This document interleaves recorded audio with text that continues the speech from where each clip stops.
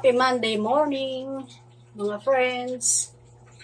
Ngayon magluluto tayo ng sinigang na hipon. Gusto kong igisa. Gigisa ko yung hipon.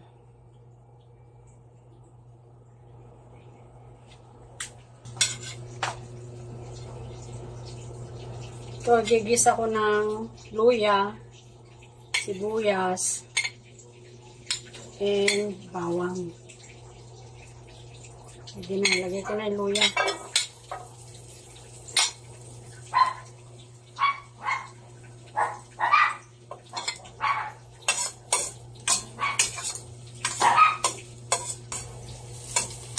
Okay na, lagay ko na yung sibuyas, saka lagay ko na yun. Konting bawang lang.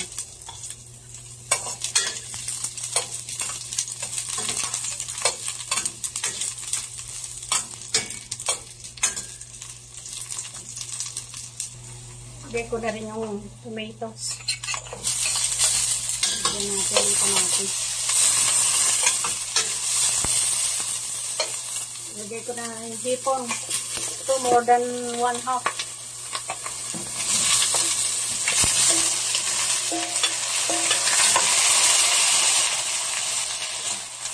Browning ko lang siya.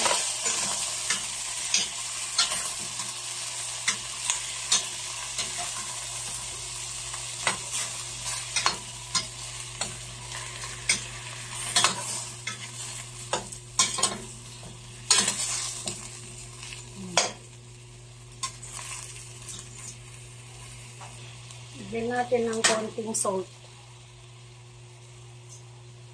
Mamaya walang lasa. Pag brown na, gusto ko siyang hanguin. Para hindi siya ma-overcook. Kasi lulutuin pa natin ng gulay.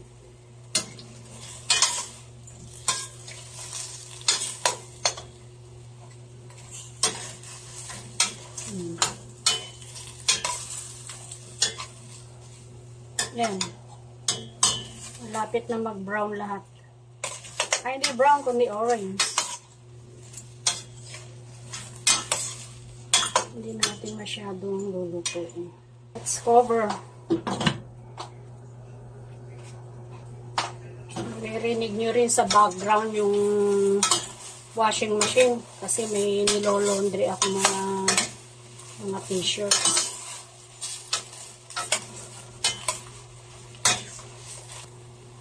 Ko ng konting water para madaling maluto.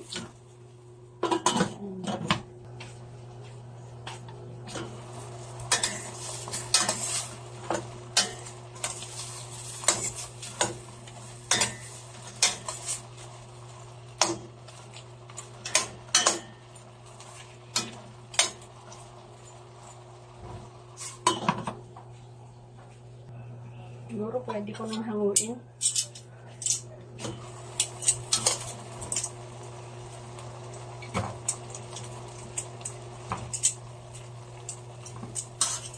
Para lutuin na natin yung gulay. Kasi kung hindi ko hahanguin to, masyado nang ma-overcook itong hipon, hindi na masarap. Nanipis na yung kanyang laman. Tatlo lang naman kaming kakain. Hanggang bukas na to. Para Valentine bukas, hindi na magluluto. Kung maisipang kumain sa labas. Init ah. Init tong kaserola. Teka, inaan ko.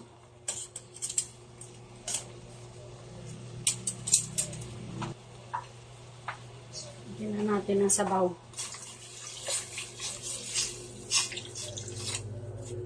Ayan, meron pa.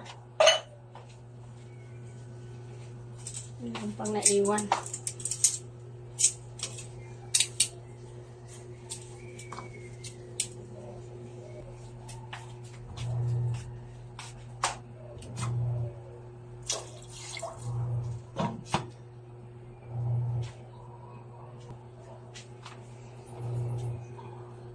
Itong ilalagay natin mga gulay. Oh. Lalagyan natin ng sitaw, ng okra, natin ng labanos,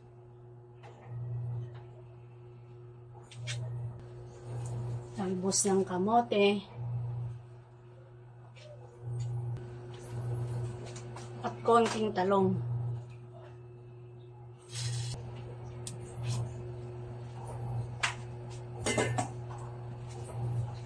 Lagyan natin ng patis, konting patis.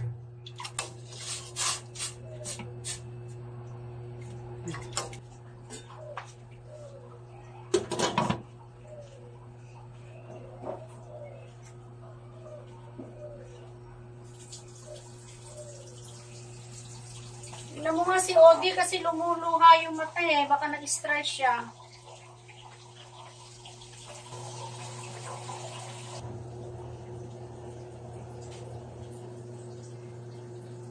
Boiling na siya. Lagyan na natin yung sitaw.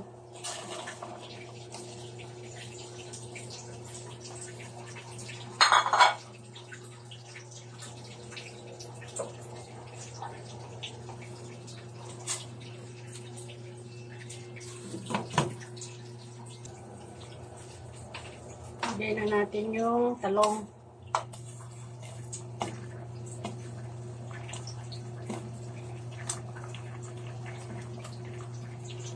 Lagyan na rin natin to. Sili tsaka okra. Ito hindi ko na pinutol kasi pag pinuputol masyadong lumalabas yung kanyang katas-katas. Ganyan lang siya. Makatas siya eh. Kayaan uli natin mag-boil. Takpan natin.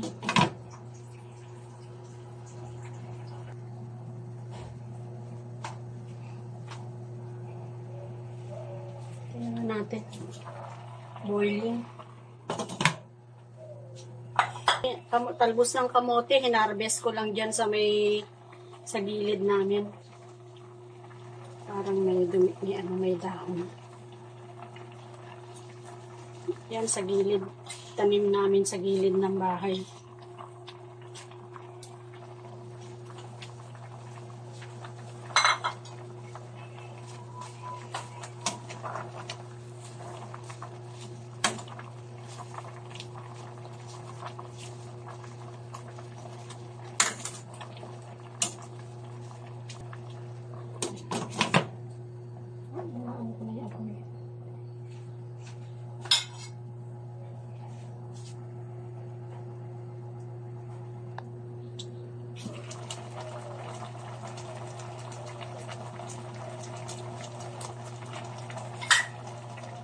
Haluin nga natin kung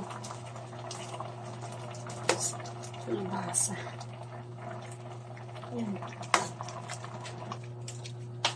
Okay, patayin na natin yung flame. Gusto kasi ni Anakis maasim, kaya marami akong ilalagay.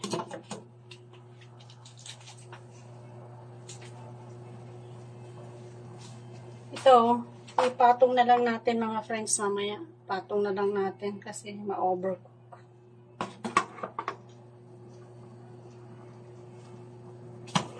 Ayan na. Luto na ang ating sinigang na hipon. Yan yung mga nireplant ko kahapon. Hanggang dun pa. Mga money plant. Eto. Dito tayo nag-harvest ng kamote.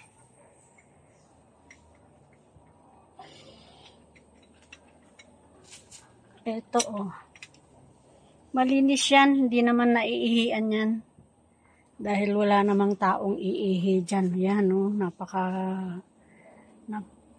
Napakadami niya. Diyan tayo mag-harvest. Ito, makumukuha din ng mga kapitbahay dito eh, kung gusto nila ng talbos ng kamote. Meron din kaming malunggay dyan. O, marami din humihingi dyan ng malunggay. Yan. So yun, di tayo bumili ng talbos, dito na lang tayo nag-harvest.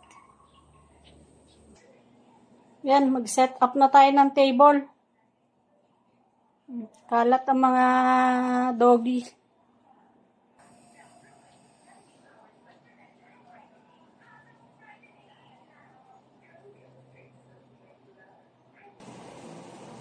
Ito na yung ating finished product, sinigang na hipon. Na maasim yan kasi marami akong nilagay na pampaasim. More than normal. Yun ang gusto kasi ni Anakis. So, ganun na lang mga friends. Bye-bye and take care and happy Valentine to all. Ayan, ready na tayong kumain. Ang sausawan natin ay ito. Patis na may sili. Ano na lang, paibabaw na lang natin yung hipon. Okay, let's eat na.